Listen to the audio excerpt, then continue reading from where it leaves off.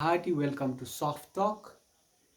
In this episode of the program, I'll be talking about a very important issue, a very serious issue, especially for developing, politically unstable, weaker countries like Nepal.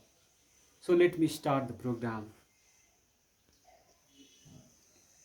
Just a few days ago, the Indian Prime Minister, while addressing a program in Ladakh, stated a very important position of India. He said that the age of expansionism is over. The Indian Prime Minister was referring to China and its alleged or real extraterritorial ambitions. India and China have been scuffling in Ladakh. It's a territorial dispute that has flared up recently. It's not that India and China don't have territorial disputes in along other portions of the line of control. They have whole lot of territorial disputes, but this dispute over Ladakh is like leading to just conflict, fights, and casualties. This comes at a time, this remark from Mr. Narendra Modi is very important. It comes at a time when several countries, including Australia, Vietnam, South Korea, the Philippines, Japan, and of course India is there, are ganging up against China under the leadership of the US. They are trying to just bring China to sides to curtail its extraterritorial ambitions. So, China is under increased pressure in the South China Sea. It's a vital trade line uh, for China. So, it's under increasing pressure. The United States is like just campaigning for what it calls this freedom of navigation. So this in a bid to just tame China, tame China's extraterritorial ambitions, to just curtail Chinese brand of expansionism. These countries, this group also seems to be just resorting to some sort of expansionism of its own. So this is for Nepal.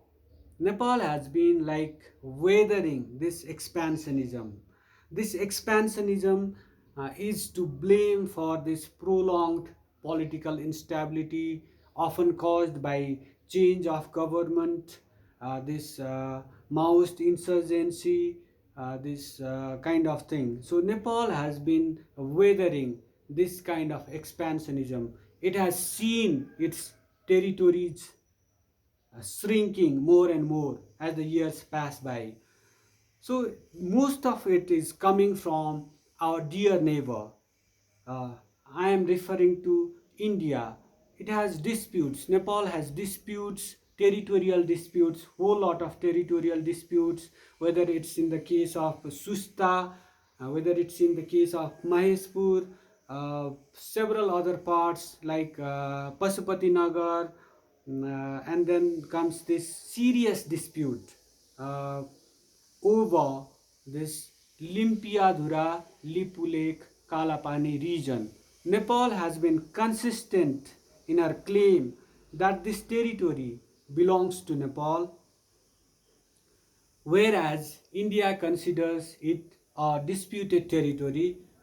In the 1960s, it just the defeated soldiers, the defeated troops, the defeated Indian troops entered Nepal, that Kalapani region, the Limpiadhura Lipu Lake, and just fortified their presence. The troops fortified their presence, they built infrastructure, that kind of road and all that. And at that time, Nepal, it was like the communication channels were not that strong, that were not that working. So maybe Nepal didn't know about that invasion, that they were at the vanquished troops were like seemed to be seeking some refuge. They were defeated during their war with China, over Aksai Chin. But the vanquished troops entered Nepal, the Nepali territory. In course of time, they fortified their presence.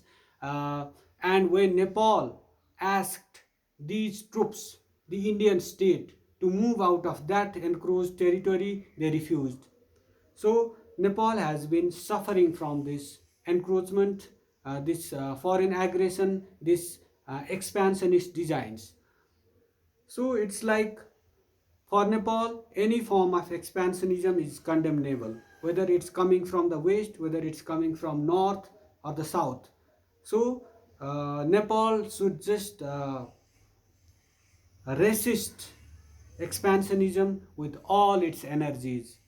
But this expansionism is like more pronounced from India vis-a-vis relations with Nepal, because we have deeper engagements with India. We have this trade, huge trade with India. We have people to people in engagements with India. But when it comes to China, this the Himalayan barrier comes up. So it just restricts that level of engagement. So the interference is also not that serious, not that deep when it comes to China.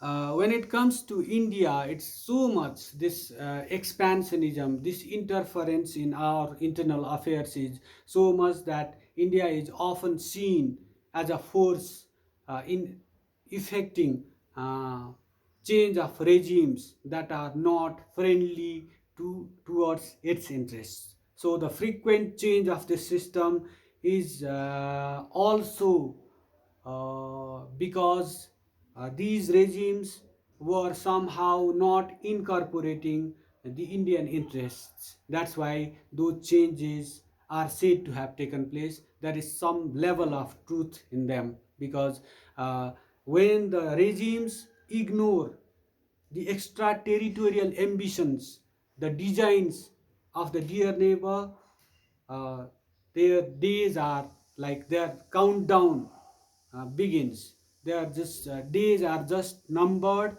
and they just have to just opt out. That kind of situation is very much there.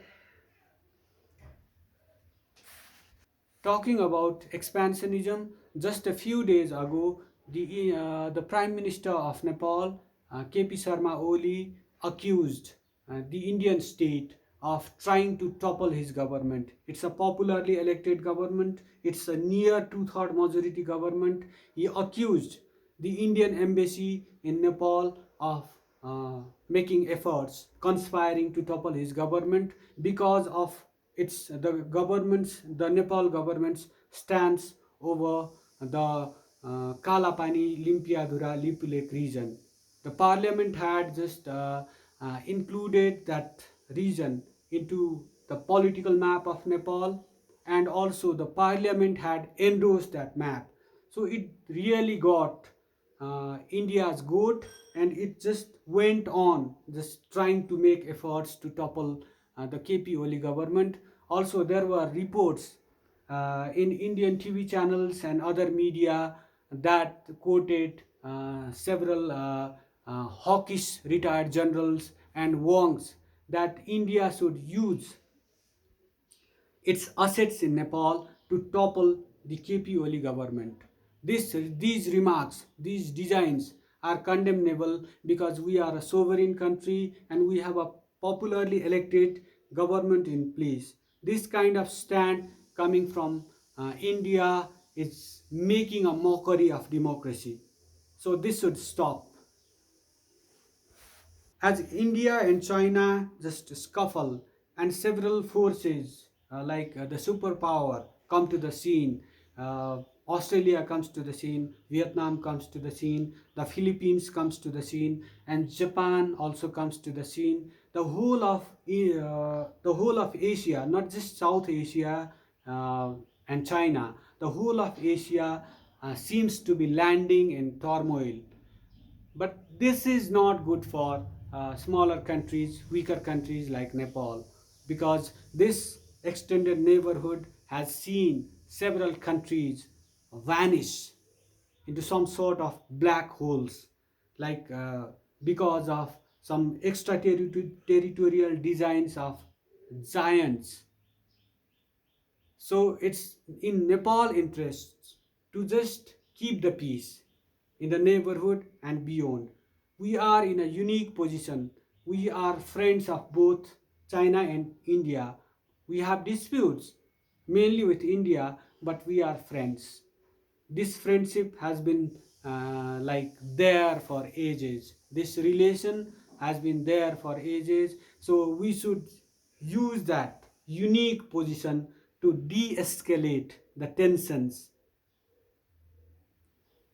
So what we can do is like we can use our soft power to just make sure that the tension does not flare up further. We should just reach out. We should be able to reach out to both India and China, because we are also a member of the non-aligned movement that has like 120 developing world states, 17 state observers, and 10 international organizations. It is the biggest organization after the United Nations. So we should use that forum also to just de-escalate the tension and let peace prevail in the immediate neighborhood and beyond. Also, we wore this in 1975. King Birendra just proposed during his coronation that Nepal be declared a zone of peace. By the 1990s, over 130 countries had just endorsed that proposal. That this endorsement just enhanced the international image of Nepal as a peaceful country, as some sort of spiritual abode, as a seat of like ancient civilizations. This established this country as a tolerant society, a society that just celebrates diversity, that kind of thing. So, but after the 1990s, this proposal was thrown into the dustbin of history. Let me note that uh, several countries had not endorsed that proposal, and our dear neighbor was one of those countries. So like it's open to interpretation why India did not endorse that proposal. It's like one can read between the lines, so it's open to interpretation. How about just reviving that proposal and just Nepal acting as a peaceful country, that is at a country that is at peace with itself and the rest of the world. We being the land where Buddha was born, the Sakyamuni Buddha was born, uh, should just have that capital to just make efforts to just establish peace, restore peace between neighbors and the world at large. So we should endeavor for this. Other than that, I also uh, recall this that the United Nations in conflict situations like these should not act as some lackey of P5 members. It should just make sure that countries like Nepal, smaller, peaceful, developing countries like Nepal, that also contribute to peacekeeping operations around the world by offering her troops, I ask the United Nations to stand for these countries, because when wars take place, when conflicts between states take place, it is these countries that suffer the most. So I ask the United Nations to be a true representative of these countries instead of acting like playing second fiddle to the prevailing powers of the day. On this note, I wrap up this edition of Soft Talk. Let there be peace in the neighborhood and the world at large. Let Nepal be able to play. Let Nepal be able to resist expansionism of all hues and colors, regardless of whether it's coming from the south or north or west or any other direction, and just stand firm for its integrity and national sovereignty. On this note, I wrap up this edition of the Soft Talk. Please like, comment, and subscribe to my channel. Please do your bit to increase the viewership. Thank you for listening. Thank you for watching.